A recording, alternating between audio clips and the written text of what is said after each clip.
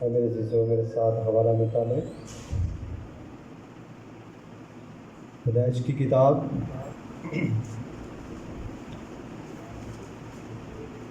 اور اس کا 3 باب۔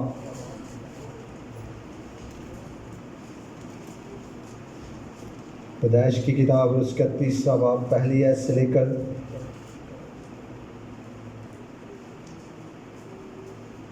7ویں آیت تک ہم خداوند کے حضور تلاوت سنیں گے۔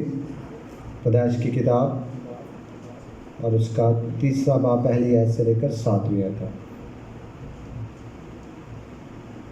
بیٹے حماس سے گزارش ہے کہ اور تلاوت کرنے میں ہماری رحمت کرو۔ میری طرف سے آپ سب کو سلام۔ اور سام کل دشتی جانوروں سے جن کو خدا نے بنایا تھا چالاک تھا، اور اس نے عورت سے کہا، کیا واقعی خدا نے کہا ہے کہ باغ کے کسی درخت کا پھل تم نہ کھانا؟ عورت نے سام سے کہا کہ باغ کے درختوں کا پھل تو ہم کھاتے ہیں، پر جو درخت باغ کے بیچ میں ہے اس کے پھل کی بابت خدا نے کہا ہے کہ تم نہ تو اسے کھانا اور نہ چھونا، ورنہ مر جاؤ گے۔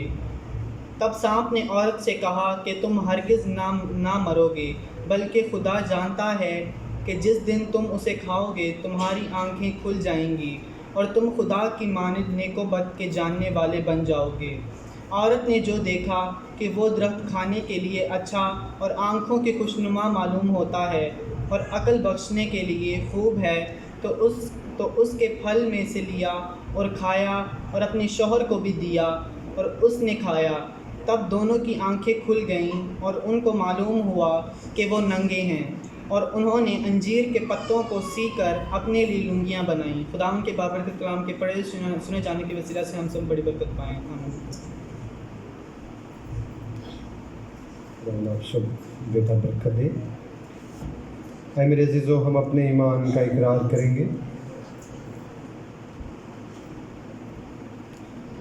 میں ایمان رکھتا ہوں خدا کا عظمت باپ پر جو آسمان اور زمین کا خالق ہے، اور یسوع مسیح پر جو اس کا اکلوتا بیٹا اور ہمارا خداوند ہے، اور روح القدس کی قدرت سے پیٹ میں پڑا، کواری مریم سے پیدا ہوا، پنطیوس پیلاطس قید میں دکھ اٹھایا، مصلوب ہوا، مر گیا، دفن ہوا، عالم ارواح میں اتر گیا، تیسرے روز مردوں میں سے جی اٹھا، آسمان پر چڑھ گیا، اور خدا کا عظمت باپ کے دائنے بیٹھا ہے، وہاں سے وہ زندوں اور مردوں کی عدالت کرنے کو آئے گا۔ میں ایمان رکھتا ہوں روح القدس پر، پاک کلیسیا پر، مقدسوں کی شراکت، گناہوں کی معافی، بدن کی قیامت اور ابدی زندگی پر۔ آمین۔ آپ سبوں کا بہت شکریہ۔ بہنوں سے گزارش ہے تھوڑا سا آگے آ جائیں۔ بھائی بھی جو ہے، بھائیوں کے لیے جگہ ہے ابھی، بہنوں سے گزارش ہے وہ تھوڑا سا آگے آ جائیں۔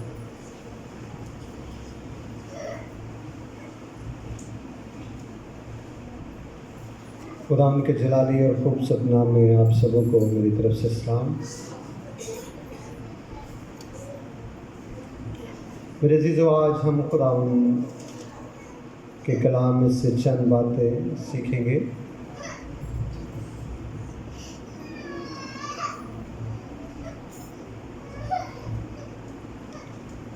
آج جو ایک خوبصورت سا ورد ہمارے سامنے پڑھا گیا ہے،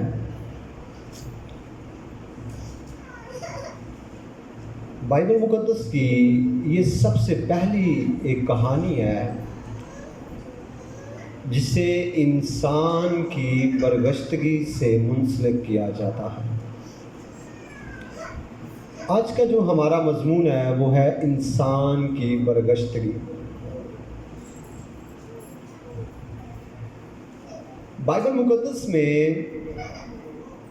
پوری بائبل جو ہے وہ انسان کی برگشتگی کو درست کرنے کے لیے اور اسے راہ راست پر لانے کے لیے لکھی گئی تھی۔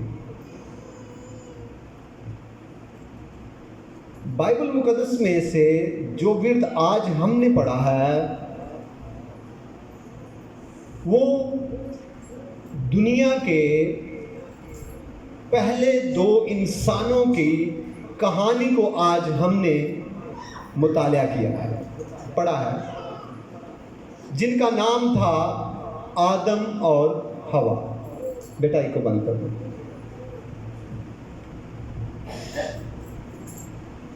آدم اور ہوا کی آج ہم نے ایک خوبصورت کہانی کو سنا ہے.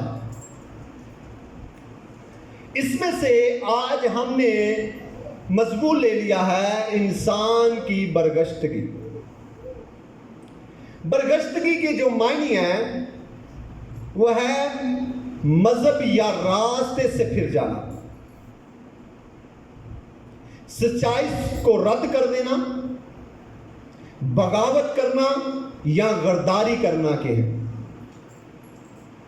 یونانی لفظ جس سے برگشتگی لیا گیا ہے وہ ہے اپوسٹیکا، جس کے جو معنی لیے جاتے ہیں بائبل مقدس میں وہ ہیں خدا کے خلاف بغاوت کرنا.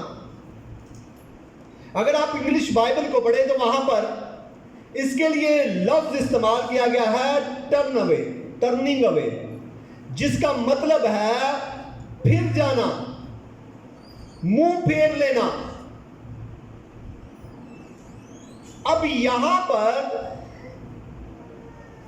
خدا کے سامنے دو شخص موجود تھے، اور ایک تھا آدم اور دوسرا ہوا، جو اس کی پسلی میں سے بنائی گئی تھی، اور یہ خدا کے حضور اور خدا کی نزدیکی میں موجود رہتے تھے. انسان کی برگشتگی جو ہے یہ صرف مسیحوں کے پاس ہی کنسپٹ نہیں ہے کہ صرف مسیحی جانتے ہیں کہ انسان کس طرح برگشتہ ہوا، بلکہ تمام مذاہب، تمام دوسرے مذاہب اپنے اپنے طریقہ سے، اپنے اپنے انداز سے یہ بتانے کی کوشش کرتے ہیں اور یہ بتاتے ہیں کہ انسان خدا سے ایک دن برگشتہ ہو گیا، وہ خدا سے پھر گیا، اس نے بغاوت کر لی، وہ غدار ہو گیا. صرف مسیحیوں کے پاس یہ کنسپٹ نہیں ہے، بلکہ ہر مذہب انسان کی برگشتگی کا اپنے اپنے انداز سے بیان کرنے کی کوشش کرتا ہے، اپنے اپنے انداز سے بیان کرتا ہے تاکہ انسان کی برگشتگی واضح ہو جائے. اور جو انسان آج گناہ کرتا ہے، جس گناہ کے زمرے میں انسان پھنسا ہوا ہے، جس کے سکنجے میں انسان موجود ہے، جس کی غلامی میں انسان آج زندگی بسر کر رہا ہے، نہ چاہتے ہوئے بھی انسان گناہ میں چلا جاتا ہے، اس کا سبب یہ ہے کہ ایک دن انسان اس گناہ میں گرا تھا. ہر مذہب اپنے اپنے حساب سے بیان کرتا ہے. پر آج ہم تھوڑی سی دیر انسان کی برگشتگی پر غور کریں گے کہ غداری، بغاوت، خدا سے پھر جانا کس طرح سے ممکن ہوتا ہے اور کن وجوہات کی بنا پر ممکن ہوتا ہے. اور آج بھی ہم بغاوت اور سرکش بن جاتے ہیں. بیٹا یہ والا دروازہ جو ہے سارا کھولو.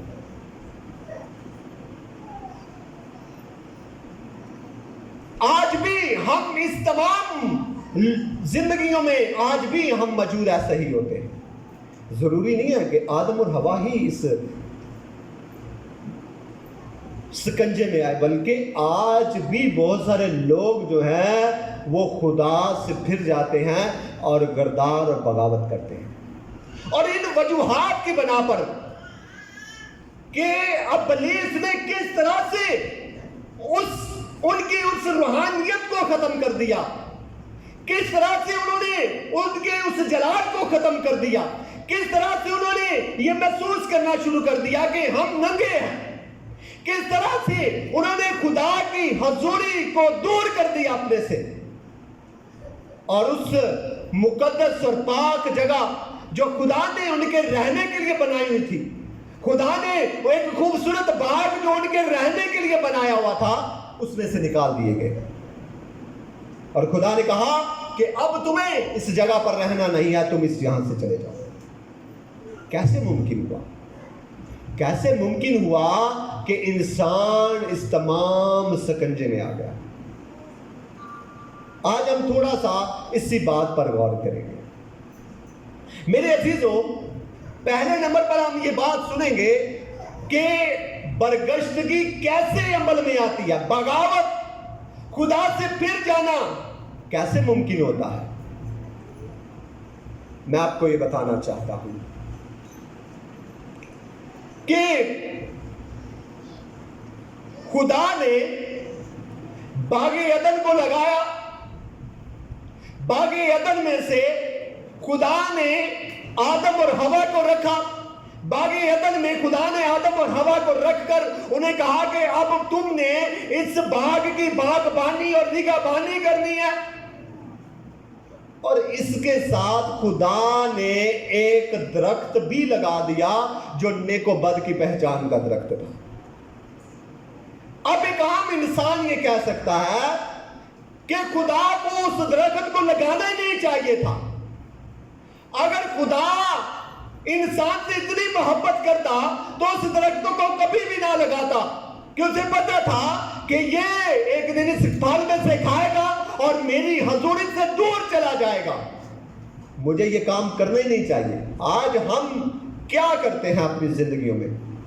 हम कहते हैं कि सानू वो काम करने ही नहीं चाहिए जेड़े काम में सानू नुकसान हो गए।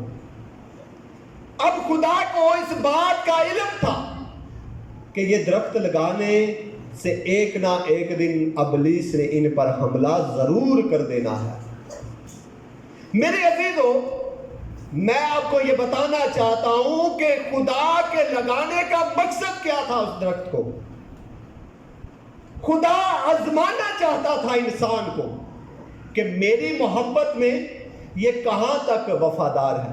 खुदा आजमा रहा था कि मैं इसकी कुर्बत में रहता हूं, मैं इसकी हजूरी में, मैं इसे अपनी हजूरी देता हूं, मैं इसे हर रोज मिलने के लिए आता हूं। मैं देखना चाहता हूं कि ये मेरे साथ कितनी देर तक वफादार रहता है। आप झूठ को उस वक्त तक नहीं जान सकते जब तक सच्चाई मौजूद ना हो। अगर दुनिया में सिर्फ सच्चाई ही होती और झूठ ना होता तो आप कभी भी सच्चाई को सच्चाई नहीं कह सकते थे, आप झूठ को झूठ नहीं कह सकते थे। झूठ मौजूद है, इसलिए सच्चाई और झूठ का फर्क वाज़ेह होता है।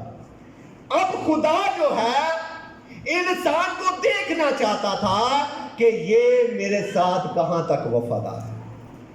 मेरे अजीजों, बाइबल मुकद्दस को जब आप पढ़ें, कज़ाब की किताब और उसके दूसरे बाब की 21वीं और 22वीं आयत को पढ़ें, तो खुदा ने वादे की सरजमीन पर पहुंचने से पहले अपनी कौम से वादा किया था कि मैं वहां से तमाम गैर अक़वाम को उस जगह से निकाल दूंगा। जितने भी उस जगह पर बुत परस्ती करने वाले लोग हैं, मैं उन तमाम को वहां से निकाल दूंगा।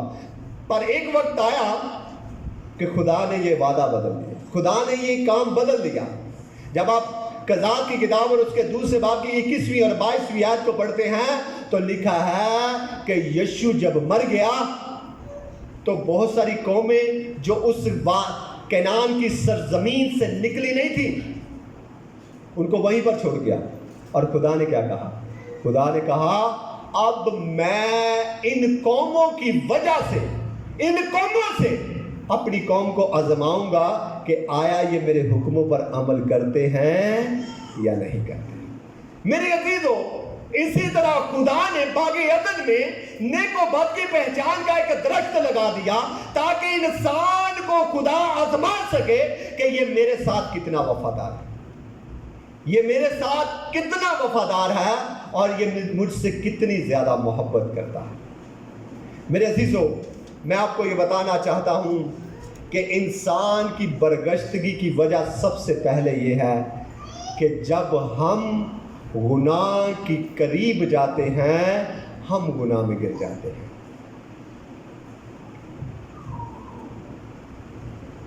अब हम इस बात को जानेंगे थोड़ा सा डिटेल के साथ। गर्मी काफ़ी ज़्यादा लग रही है, अगर आप कोशिश करें तो ये बारियां खिड़कियां खोल दें ताकि हवा थोड़ी सी آر پار ہو سکے. آپ کافی لوگ جو ہیں وہ پسینہ آ رہا ہے لوگوں کو, تو اگر آپ یہ ونڈو کھول دیں بیٹا تو تاکہ آسانی سے ہم بیٹھ سکتے ہیں. گرم ہوا باہر چلی جائے گی. چلیں بس. میرے عزیزو, گناہ کی قربت سے ہم گناہ میں گر جاتے ہیں. ہوا نے اس گناہ کے پھل کے قریب جانے کی کوشش کی. اب جب اس کے قریب چلی گئی تو اس گناہ نے اسے آزمانے کی کوشش کر لی, کیونکہ خدا کا یہ حکم تھا کہ تم نے اس درخت میں سے پھل کو کھانا نہیں ہے. میرے عزیزو, جب بھی ہم کسی گناہ کی قریب جاتے ہیں پھر ہی ہم گناہ میں گر جاتے ہیں. خدا نے بنی اسرائیل کو یہ حکم دیا ہوا تھا کہ تم نے کوئی بھی غیر اقوام سے شادی نہیں کرنی, کیونکہ ان کی قربت, ان کا تمہارے ساتھ رہنا تمہیں بت پرستی کی طرف لے جائے گا. خدا کے احکام کے بالکل الٹ ایک بندہ چلا جسے سلیمان کہتے ہیں اور جسے حکمت کا بادشاہ کہتے ہیں, جسے امثال کی کتاب, واعظ کی کتاب, غزل و غزلات کی کتاب کو پڑھی, اور آج بھی لوگ امثال کی کتاب کو پڑھ کر اپنی حکمت کو جو ہے وہ بڑھاتے ہیں. پر جب اس نے گناہ کی قربت کو, گناہ کی نزدیکی کو پا لیا, تو بائبل مقدس ہمیں یہ بتاتی ہے کہ جب وہ تمام ان بت پرست عورتوں سے جب اس نے شادی کی, موابی, امونی, جتنے بھی دوسری قوموں کی عورتیں تھیں, ان سے اس نے جب شادی کر لی, تو بائبل مقدس میں لکھا ہے, اگر آپ پہلا سلاطین اور اس کے 11ویں باب کی پہلی, دوسری اور چوتھی آیت کو پڑھیں تو وہاں پر لکھا ہے کہ سلیمان جب بوڑھا ہو گیا تو اس کی عورتوں نے اسے گناہ کی طرف راغب کر دیا. میرے عزیزو, آپ گناہ سے, برگشتگی سے اس وقت بچ سکتے ہیں جب آپ گناہ سے اور اپنے آپ کو دور رکھیں گے. جب آپ گناہ کے نزدیک آتے جائیں گے, جب آپ گناہ کے نزدیک آتے جائیں گے, گناہ آپ کو جو ہے وہ پھسلا لے گا اپنے آپ میں. گناہ جو ہے آپ کو پھسلا لے گا خدا کی برگشتگی کے لیے. گناہ جو ہے آپ کو پھسلا لے گا خدا سے پھرنے کے لیے. گناہ جو ہے آپ کو پھسلا لے گا کہ خدا سے بغاوت کر دے. آپ اس وقت بچ سکتے ہیں جب آپ گناہ سے اپنے آپ کو دور رکھیں گے. آپ جب گناہ کے نزدیک آئیں گے, جب آپ اس گناہ کے درخت کے نزدیک آئیں گے, تو ابلیس آپ پر کیا کر دے گا؟ حملہ آور ہو جائے گا. دوسری بات جو یہاں پر میں کرنے والا ہوں وہ یہ ہے, برگشتگی کی دوسری وجہ یہ ہے کہ جب ہم گناہ کی تعریف کرتے ہیں پھر ہم گناہ میں پھنس جاتے ہیں. بھائی ہوا نے کیا کہا؟ جب آپ پیدائش کی کتاب کے 30 باب کی دوسری آیت کو پڑھے, 6 آیت کو پڑھے, تو لکھا ہے, عورت نے جو دیکھا کہ وہ درخت کھانے کے لیے اچھا اور آنکھوں کو خوشنما معلوم ہوتا ہے اور عقل بخشنے کے لیے خوب ہے. میرے عزیزو, جب ہم گناہ کی تعریف کرتے ہیں, جب ہم گناہ کو خوبصورت طریقہ سے اب بیان کرنے کی کوشش کرتے ہیں, جب آپ گناہ کو خوبصورت طریقہ سے بیان کرنے کی کوشش کرتے ہیں, گناہ یقیناً آپ کی زندگی میں کام کرنا شروع کر دیتا ہے. فلاں ڈرامہ بہت اچھا ہے, فلاں بہت اچھی اپنے منہ سے بری باتیں کہتا ہے, فلاں بہت اچھی فلاں باتیں کرتا ہے. جب آپ فلاں کی تعریف کریں گے تو اس کا مطلب ہے آپ بھی چاہتے ہیں اس جیسی زبان استعمال کریں, آپ بھی چاہتے ہیں اس جیسے ڈرامے دیکھیں, آپ بھی چاہتے ہیں اس جیسی فلمیں دیکھیں. کیوں؟ کیونکہ آپ اس گناہ کی تعریف کر رہے ہیں. آپ کیا کر رہے ہیں؟ اس گناہ کی تعریف کر رہے ہیں. آپ کے اندر اس کی نفرت نہیں ہے, بلکہ آپ اس کی تعریف کر کے اس کو دیکھنے کی اور اسے اپنانے کی کوشش کر رہے ہیں. میرے عزیزوں، جب آپ گناہ کی تعریف کریں گے، جب آپ گناہ کو گناہ نہیں کہیں گے، تو میرے عزیزوں آپ کبھی بھی گناہ سے بچ نہیں سکتے، بلکہ آپ گناہ میں گرتے ہی چلے جائیں گے۔ جس طرح مائی ہوا نے کہا، یہ نہیں کہا کہ یہ درخت اچھا نہیں ہے، مجھے اچھا ہی نہیں لگا، یہ گناہ کا درخت ہے، مجھے برا لگا ہے۔ بائبل مقدس میں لکھا، اس نے جب دیکھا کہ یہ کتنا ہی خوشنما پودا ہے، کتنا ہی خوشنما ہے، کیا ہی خوبصورتی ہے اس کی، کیا ہی یہ خوبصورت ہے، یہ عقل بخشنے کے لیے خوبصورت ہے۔ میرے عزیزوں، بائبل مقدس ہمیں یہ بتاتی ہے، جب اس نے اس کی تعریف کی، گناہ سے اس نے پھسلا لیا۔ میرے عزیزوں، آج ہمیں گناہ کی تعریف نہیں کرنی، یہ نہیں کہنا کہ میرا منڈا بڑے سونے گانے گا لینا ہے، میرا چھوٹا منڈا بڑی سونی گال کڈ لیتا ہے۔ میرے عزیزوں، ہمیں گناہ کی تعریف نہیں کرنی، ہم نے گناہ کو گناہ کہنا ہے اور اس سے دوری بنا کر رکھنی ہے۔ ہاللیلویا۔ جب ہم گناہ کی تعریف کریں گے تو ہم کبھی بھی گناہ کو نہیں چھوڑ سکتے۔ جب ہم گناہ کو بڑھا چڑھا کر بیان کریں گے، اس کی خوبصورتی بیان کریں گے، اس کا ایک بہت خوبصورت پیرا بنائیں گے، تو آپ اپنی زندگی سے کبھی بھی گناہ کو نکال نہیں سکتے، کیونکہ آپ اسے اپنانے کی کوشش کر رہے ہیں، آپ اسے لینے کی کوشش کر رہے ہیں۔ میرے عزیزوں، میں آپ کو یہ بتانا چاہتا ہوں، یہاں پر بدن کے ایک عضو کا ایک بڑا کام ہے، اور وہ ہے آنکھ کا۔ یہاں پر تمام عمل آنکھ سے شروع ہوا ہے۔ لکھا ہے، جب اس نے دیکھا ہاتھ سے، دیکھا منہ سے، دیکھا آنکھوں نے۔ کس نے دیکھا ہے؟ آنکھوں نے دیکھا ہے۔ میرے عزیزوں، میں آپ کو یہ بتانا چاہتا ہوں کہ پھل بدن نے کھایا تھا، پھل بدن نے کھایا تھا، لیکن تکلیف کا آنسو کہاں سے نکلا تھا؟ کہاں سے نکلا تھا؟ آنکھ سے نکلا تھا، کیونکہ دیکھا ہی آنکھ نے تھا۔ میرے عزیزوں، آج بائبل مقدس میں متی کے انجیل میں یسوع المسیح نے کہا کہ تمہارے بدن کو کنٹرول کرنے والی آنکھ ہے۔ ہاللیلویا۔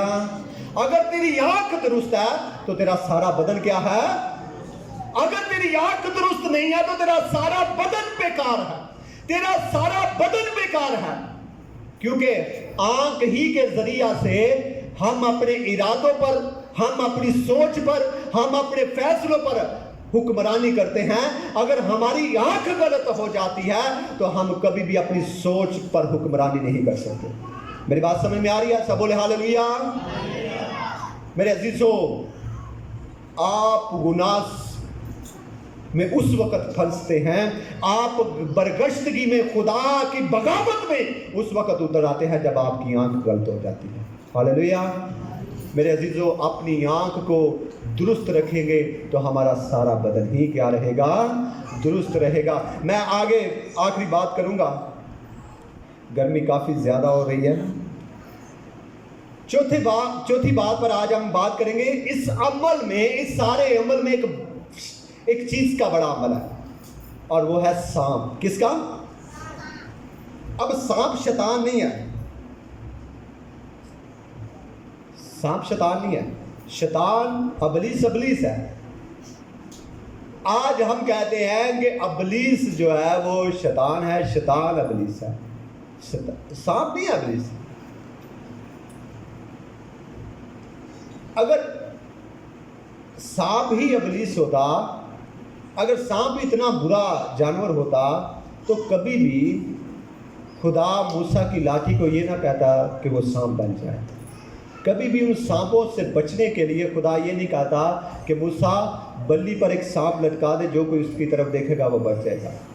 یسوع مسیح کبھی بھی یہ نہ کہتے کہ جس طرح بلی پر سانپ لٹکایا گیا اسی طرح ابن آدم بھی کیا کرے گا۔ اب سانپ کا جسم استعمال کیا گیا ہے۔ کس کا استعمال کیا گیا ہے؟ سانپ کا جسم استعمال کیا گیا، اور لکھا ہے کہ سانپ کل دشتی جانوروں میں سب سے کیا تھا؟ چلاک تھا۔ کیا تھا؟ اور ابلیس چلاک چیز کو استعمال کرتا ہے۔ میری بات سمجھ میں آ رہی ہے کہ نہیں؟ اسے پتا تھا کہ یہ جانور جو ہے وہ میری باتوں کو اچھے طریقے سے بیان کر سکتا ہے، یہ جانور جو ہے یہ بہترین ہے میرے لیے، یہ جانور جو ہے یہ میرے لیے بہترین ہے، اور اس نے اس کے بدن کو استعمال کیا۔ میرے عزیزوں، آج ہمیں کبھی بھی اپنے بدن کو ابلیس کے لیے استعمال نہیں کرنا۔ جس طرح یوحنا جس نے یسوع مسیح کو پکڑوا دیا، اس نے بھی اپنے بدن کو ابلیس کے حوالے کر دیا تاکہ وہ یسوع کو پکڑوائے۔ میرے عزیزوں، آج بھی بہت ساری زندگیاں اپنے بدن کو ابلیس کے حوالے کر دیتے ہیں اور وہ گناہ میں گرا دیتا ہے بہت سارے لوگوں کو۔ آج کبھی بھی اپنے بدن کو ابلیس کے لیے استعمال نہ ہونے دیں۔ انسان کا بدن کتنا، میں سمجھتا ہوں انسان کیسی شخصیت کا مالک ہے کہ ابلیس کو اپنے اندر رکھ کے زندگی بسر کرتا رہتا ہے۔ جب ان سوروں میں ابلیس چلا گیا، میری بات سمجھیے گا، جب سوروں میں ابلیس چلا گیا، اس لشکر والے شخص کے اندر جب ابلیس تھا تو اس نے کہا کہ ہمیں سوروں میں جانے دے۔ جب یسوع نے کہا کہ سوروں میں چلا گا، اور جب سوروں میں ابلیس چلے گئے، سوروں نے کہا کہ ادو چنگا کہ ابلیس نو اسی اپنے بدن چ لے کے پھریے، ادو چنگا کہ ہی ڈب کے مر جائیے۔ میری بات سمجھ میں آئی ہے کہ نہیں؟ انسان ابلیس کو اپنے اندر رکھتا ہے پر ڈوب کے مرتا نہیں ہے، اسے لے کر پھرتا رہتا ہے، اس کے جیسے کام کرتا ہے، اس سے استعمال کرتا رہتا ہے۔ لیکن جانور ہو کر سوروں نے کیا کیا؟ انہوں نے کہا ادو چنگا ہی ڈب کے مر جائیے، یہاں اپنے ابلیس نو اپنے اندر رہنا نہیں دینا۔ میرے عزیزوں، ابلیس کو کبھی بھی اپنے بدن میں کام کرنے نہ دیں، کیونکہ وہ جب کام کرتا ہے تو وہ پھر زندگیوں کو استعمال کرتا ہے۔ میں چاہتا تھا، ایک اور بات تھی میرے پاس، لیکن گرمی کافی زیادہ ہے۔ ہمیں چاہیے کہ میرے عزیزوں ہم خدا سے برگشتہ نہ ہوں، کبھی بھی گناہ کے اتنے قریب نہ جائیں، کبھی بھی گناہ کی تعریفیں نہ کریں، کبھی بھی گناہ کو بڑھا چڑھا کر بیان نہ کریں، گناہ کو گناہ کہیں، پھر ہم گناہ کو چھوڑ سکتے ہیں۔ گناہ کی تعریف نہ کریں، گناہ سے نفرت رکھیں، تو پھر ہی آپ گناہ کو چھوڑ سکتے ہیں۔ اگر آپ گناہ کی تعریفیں کرتے رہیں گے، اگر آپ گناہ کی تعریفیں کرتے رہیں گے، کبھی بھی آپ گناہ کو نہیں چھوڑیں گے، بلکہ آپ کو وہ گناہ کیا کرے گا؟ پکڑ لے گا۔ خداوند آج کے کلام کے وسیلہ سے ہم سبوں کو بہت زیادہ برکت بخشے۔ آمین۔